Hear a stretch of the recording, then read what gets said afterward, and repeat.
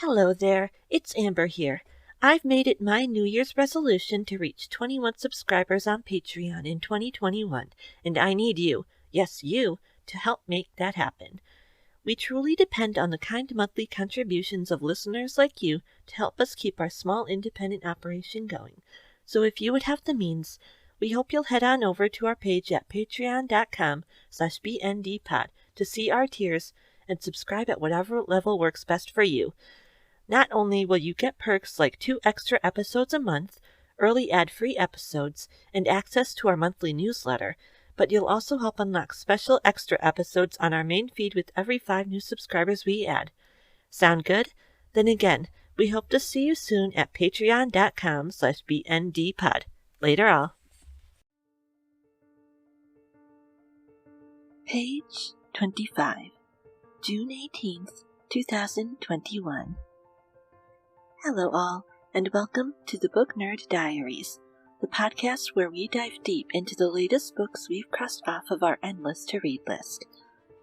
Please watch out for spoilers ahead all, and let's get our book nerd on.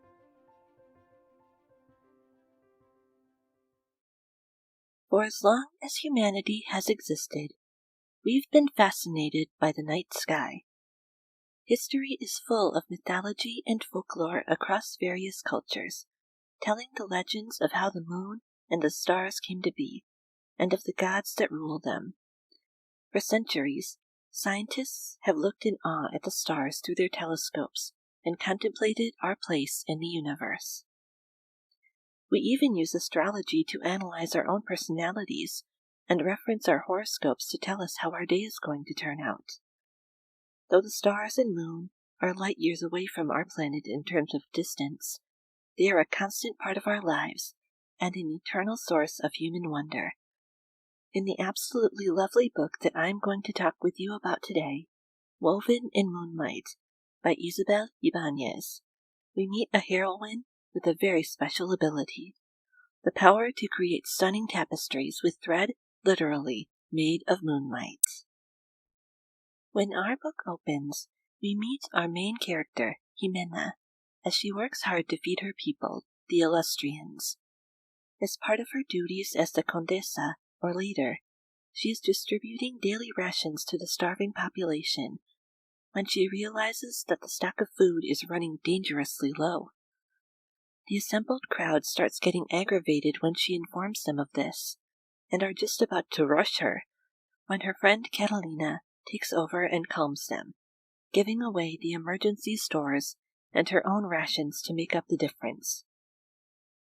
What a lot of those people don't know is that Catalina is in fact the true Condesa. Jimena has secretly served as her stand-in for the last 10 years in order to ensure her safety from their enemies. Jimena does not approve of Catalina's giving away their stores so freely, but she cannot complain without giving away the truth of her identity. Because of this, she chooses to instead walk back to her room and create the tapestry with her special moonlight thread. Catalina finds her later and assures her that they will find more food, though her friend finds herself more than a little skeptical. Seeing the weariness in Catalina's face, Jimena gives her moon dust, a byproduct of her weaving that helps people fall asleep. Jimena is just about to head to bed herself when she receives a disturbing message.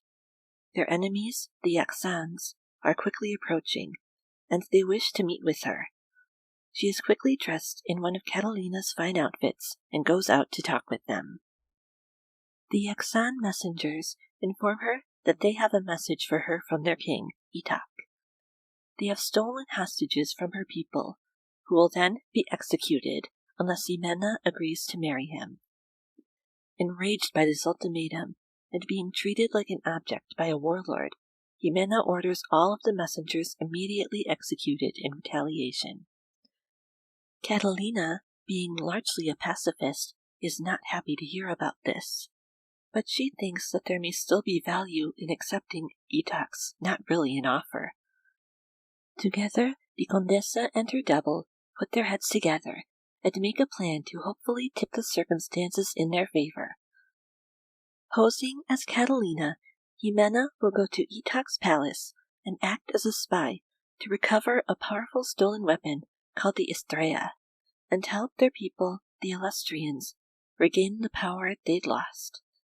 To pass information back to Catalina, Jimena will find a way to send back tapestries containing secret messages made from her moonlight thread. Jimena is promptly dressed up in one of Catalina's best outfits and heads to Itac's palace. Amused at seeing his enemies seemingly at his mercy, Itac tells Jimena that the wedding will be in 6 weeks at the celebration of Carnival. This makes Jimena's heart drop, as this gives her far less time to spy than she had planned.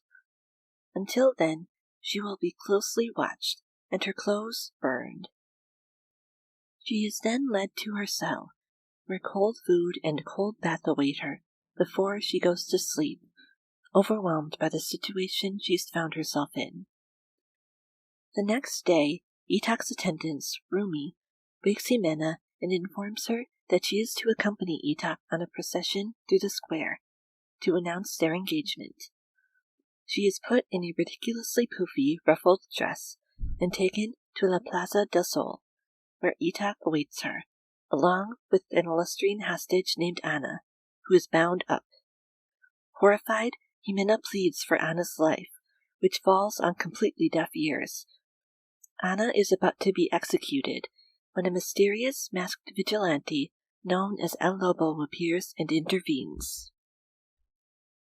El Lobo fights his way through the crowd to Itac's platform, but unfortunately, Itac has a trick up his sleeve as well. With his own powers, he causes a tremendous earthquake to shake the ground beneath them, and a crack opens in the square that swallows Ana whole.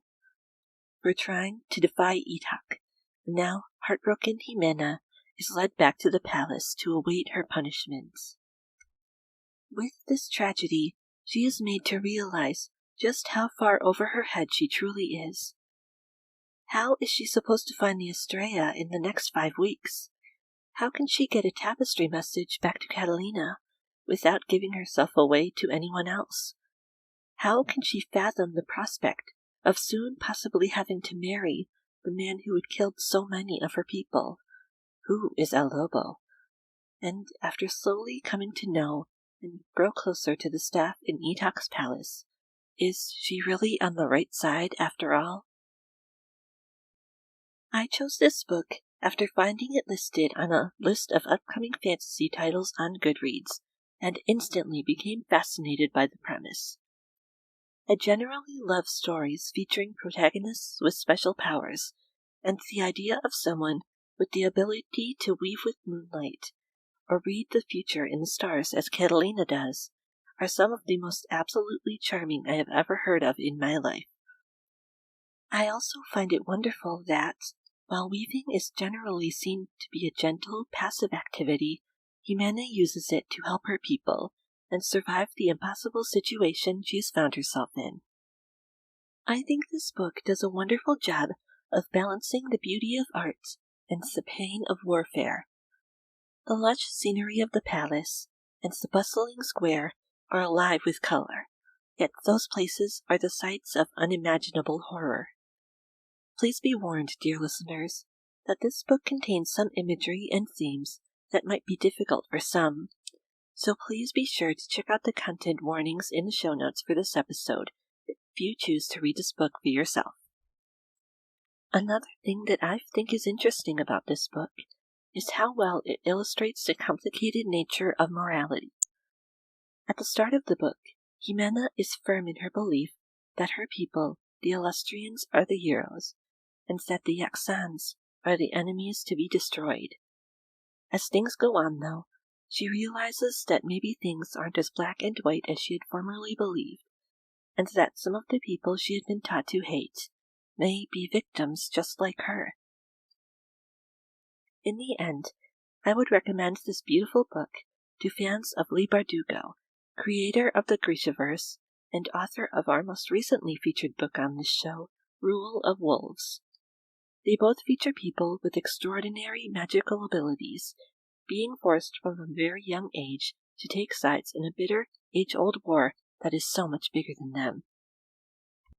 Woven in Moonlight is a lovely magic and adventure-filled lesson in not letting adversity rule you, and the truth in that age-old adage, you can't always judge a book by its cover. Pun intended, of course. We've reached the end of our main discussion for today, all, but please worry not. There's still more show coming your way after this very quick break. Are you an author, fellow podcaster, or small business owner looking to spread the word about your product or service? Then let us help you. We offer a number of affordable monthly advertising packages in various price ranges. So if you'd like to hear your ad here in future episodes, please head on over to our page at ko-fi.com/bndpod and click on the Shop tab to see what works best for you. Again, that's ko-fi.com/bndpod. Then click on the Shop tab. We can't wait to work with you.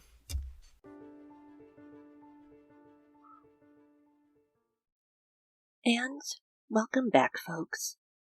Now that we are on the other side of our break, it is now time for that incredibly nerdy part of our show, the Trivia Corner, where I give you a trivia question related to today's episode. In honor of Jimena's lunar-based powers in Woven in Moonlight, your true or false question is all about the moon. Ready? Your question is, true or false? The moon has earthquakes, just like the Earth does. Is that A, true, or B, false? Your answer is A, true. Aptly called moonquakes, the surface of the moon occasionally experiences seismic disturbances, much like earthquakes here on Earth. Moonquakes can last up to half an hour in duration, though they tend to be much weaker than earthquakes. My source for this question is rmg.co.uk, and you can find the link to the article in our episode description. With that, everyone, we have finally made it to the end of our episode for today. Whether you are a new or returning listener, thank you so much for sharing this time with me. To Julie and Katie, aka one of the very best sisters a podcaster could ask for, thank you beyond words for being our lovely subscribers at patreon.com/bndpod. We truly can't do what we do without your kind monthly support. Finally, my gratitude goes out to everyone who has shared our posts on social media, given us a 5-star review on Apple Podcasts, or told someone in their lives about us. These are the very best ways to help more people find our small independent show, and every little bit of support is incredibly vital.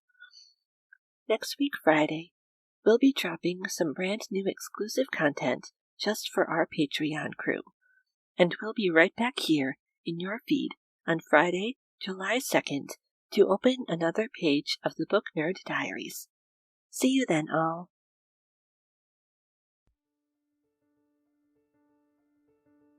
The Book Nerd Diaries. It's written, edited, researched, and hosted by me, Amber Wilchin. Thank you so much to the wonderful Astrofrek from Pixabay for the use of our brand new theme song, The Grand Entrance, and One Tomorrow 2, also from Pixabay, for our incidental music that plays during the Trivia Corner. If you would like to connect with us online, please follow us on Instagram or Twitter at BNDPod, on Facebook at Book Nerd Diaries, or via our website at bndpod.wordpress.com. If you have any comments, questions, or ideas for future episodes to send my way, please feel free to drop us an email anytime at bndpod@gmail.com. We'd love to hear from you. Until next time, everyone, please be good to yourselves, because the world needs you. And don't forget to support your local libraries.